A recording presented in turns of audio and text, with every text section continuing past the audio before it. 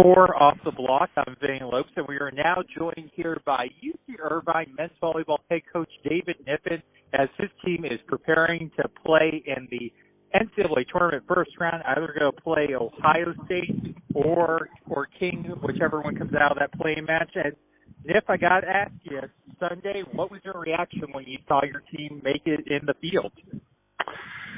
You know, we always end our season in the driveway or in the living room at my house, which is kind of where we started as we start mapping these things. And, you know, so coming out of that loss in the semifinal, you know, I think we knew we'd put together a good case, and we knew there was a chance, as there always is, you know, with any year that you put together a good schedule. And, but I think that what we looked at was just, you know, let's turn on the selection show and let's not make a big deal out of it. And, you know, whatever will be, and then we'll chart our course from there.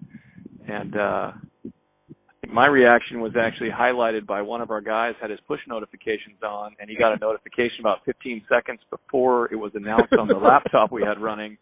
And so he just said, "Guys, we're in. I'm not kidding." And nobody responded for about 15 seconds, but that gave me enough of a window to pull my phone out and hit record, so I got to capture their reaction, which was, I think, just, you know, any team that's been in that situation, that's a beautiful and raw moment that I'm grateful we have to document. So it was pretty special.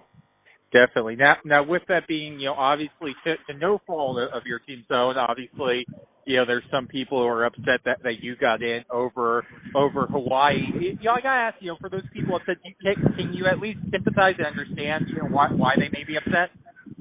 Well, sure. I think I was actually asked a really interesting question in the press conference after the, you know, Big West semi, which was, you know, would you be surprised if you got in? And my honest response was, you know, I've been more surprised in years where we haven't got in. So, I mean, I would love to be pleasantly surprised in the morning, but it would be no more surprising than, you know, other years. And also the assumption that we got in over Hawaii, you know, when I look around and think about Loyola Chicago, who was a very good team in a very good conference, you know, and just wondering if, you know, they weren't, you know, just equally in the mix, you know, and obviously I don't know those things, but yeah, absolutely. I can understand, you know, the reality is we've got a lot of great teams and a small field. And that's just the way it is. And I just am so grateful that the field is now 7 instead of 4, because the fact that we even get to have this debate or conversation about who a second at-large may or may not be is so much better than it was when it wasn't even a conversation. Right. Completely agree with you on that. And then, you know, just to ask you, as you brought up the scheduling, you know, how much do you feel like, you know, the scheduling just, you know, justifies what you're doing, and just year after year scheduling really one of the toughest schedules in the nation? Well, if indeed this is a validation of the way that we've been doing things, it's certainly appreciated, and is certainly validating.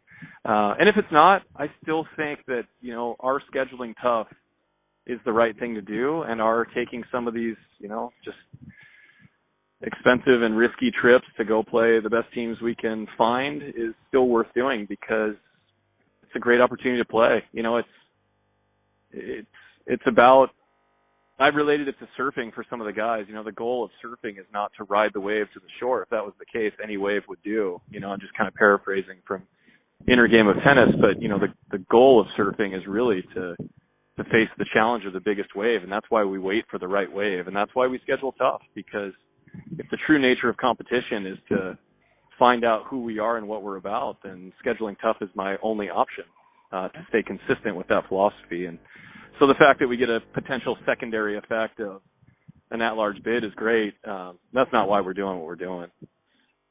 Well, and looking ahead now, obviously you don't know who the opponent is, either be Ohio State or King. So, you know, I asked, with you having a little extra time to prepare, what is this week in practice like for you guys? I think it has to be about us first. I mean, the reality is we are still a young team. We are, you know, one of the reasons we played a bunch of challenging opponents and scheduled as tough as we could is because we're just unseasoned in some of those big moments. And so we're continuing to learn through that.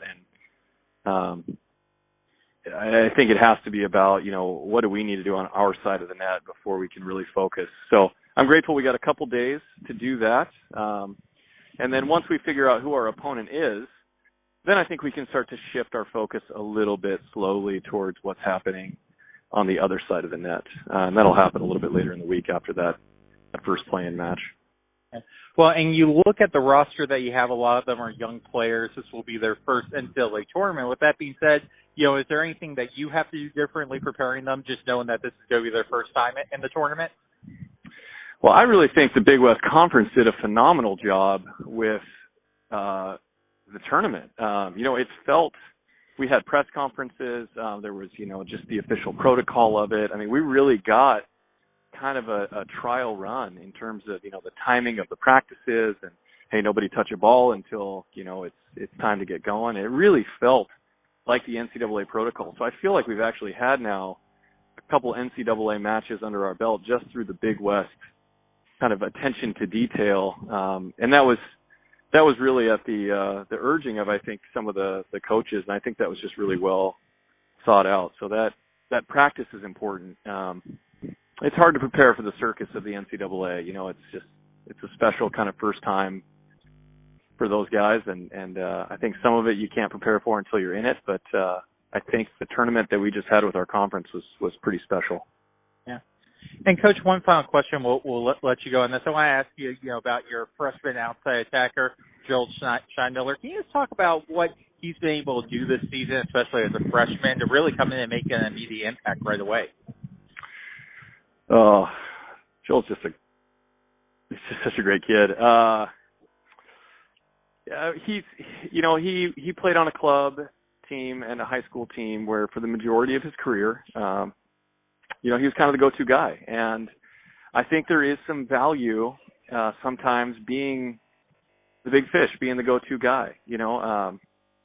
They were a good club team. His high school team did well, but to kind of know what it's like to have to carry the load for your team and then to come in and be a role player on a UC Irvine team, that can be a hard transition, but it's nice to know that under the surface with Joel, you've got a champion.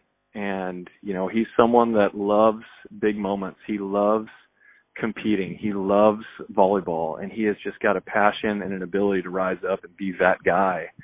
And that's been his last 4 years of playing the game through high school and club. And so I think that's been a big part of his success here is he doesn't have to carry that load all the time for us, but for us to know that it's there when we need to call on it, that's been pretty special.